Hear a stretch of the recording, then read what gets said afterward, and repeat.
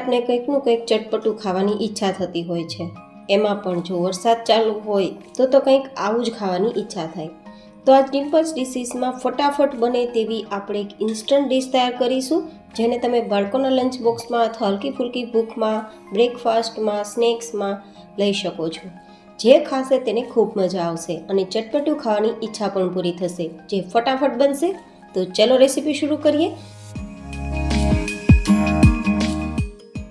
જેમના માટે સૌથી પહેલાં આપણે એક ચટણી તૈયાર કરીશું. ઇન્સ્ટન્ટ ચટણી તૈયાર કરવા માટે આપણે અહીંયા ટોમેટો કેચઅપનો ઉપયોગ કરીશું. ટોમેટો કેચઅપ દરેકના ઘરમાં હોય છે, તો આપણે ઇઝી વેથી આ રેસીપી તૈયાર કરવા માટે ટોમેટો કેચઅપનો ઉપયોગ કરીશું.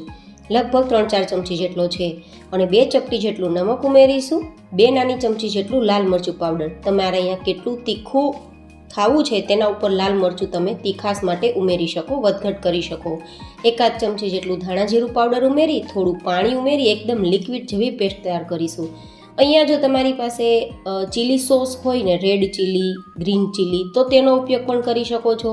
અથવા તો કોઈ પણ પ્રકારની સ્પાઇસી ચટણી હોય તેનો પણ તમે ઉપયોગ કરી શકો છો, જેમ કે લાલ મરચાંની ચટણી. પણ જો આવું કંઈ ઘરમાં ના હોય તો ઇન્સ્ટન્ટ તમે આ રીતે એક ચટણી તૈયાર કરી શકો છો, જેના ઉપયોગથી આપણે આ વેરાયટી ઇઝીલી તૈયાર કરી શકીએ. તો હવે આ પેસ્ટને આપણે સાઈડમાં રાખી દઈશું. હવે વેરાયટીને તૈયાર કરવા માટે 3-4 ચમચી જેટલું તેલ ગરમ કરીશું અને તેલ થોડું હલકું ગરમ થાય ત્યારે આપણે તૈયાર કરેલી આ પેસ્ટ છે ને તેને ઉમેરી દઈશું. બહુ વધારે તેલ ગરમ નથી કરવાનું, નહીં તો આ પેસ્ટ બળી જશે અને મરચું જે લાલ છે ને તે કાળું થઈ જશે. તો હલકું ગરમ તેલ થાય ત્યારે ઉમેરવાનું અને પછી આ રીતે ચલાવતા ચલાવતા ઉપર તેલ દેખાવા લાગે ને ત્યાં સુધી આપણી આ ચટણી કે પેસ્ટને કૂક કરવાની છે.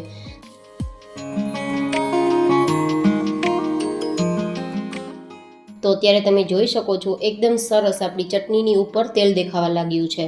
તો હવે આપણે અહીંયા ચટપટા ટેસ્ટ માટે અડધા લીંબુનો રસ ઉમેરી દઈશું. તમારે અહીંયા જો ખટાશ પસંદ ના હોય ને તો લીંબુ સ્કીપ કરવાનું રહેશે.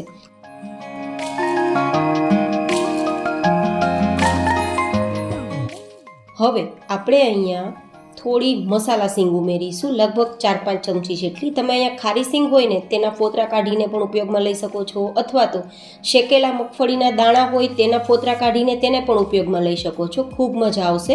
જો કે આ રીતે સીંગ દાણા ઉમેરવા ઓપ્શનલ છે, પણ મારી પાસે મસાલા સીંગ છે તો મેં એ ઉમેરેલી છે.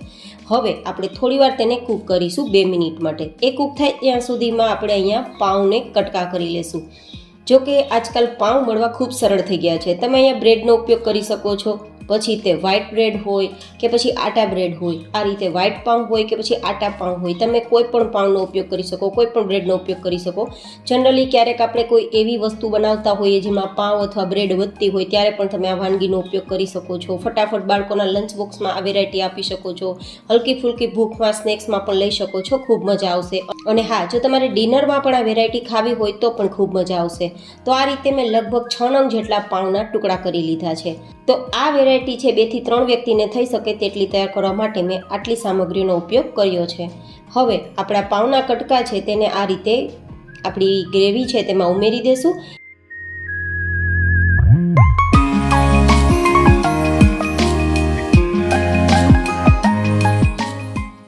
અને પછી ઉપરથી થોડી ઝીણી સેવ જે ચણાના લોટની છે અને થોડા લીલા ધાણા, અને પછી આ રીતે હળવા હાથે બધું મિક્સ કરી દઈશું. તો એકદમ સરસ મજાના આપણા કટકા તૈયાર થઈ જશે.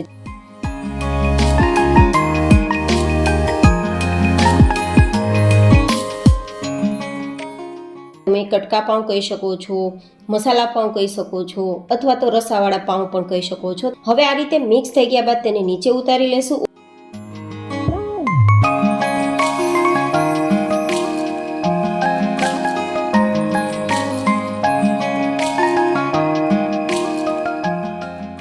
ઉપરથી ઈચ્છા હોય તો આ રીતે સેવ છે, મસાલા સીંગ છે, ધાણા છે તેનાથી આપણે સ્પ્રિંકલ કરીશું. તમારી ઈચ્છા હોય તો જો ઘરમાં પનીર હોય તો પનીર પણ આ રીતે ગ્રેટ કરી શકો છો, અથવા ચીઝ ઉમેરી શકો છો, અથવા પનીર ચીઝ વગર પણ આ રીતે આપણે તૈયાર કરી અને લંચ બોક્સમાં પણ આપી શકીએ, એની ટાઈમ ખાઈ શકીએ. તો કેવી લાગી તમને મારી આજની આ રેસીપી? જરૂર ફીડબેક શેર કરજો.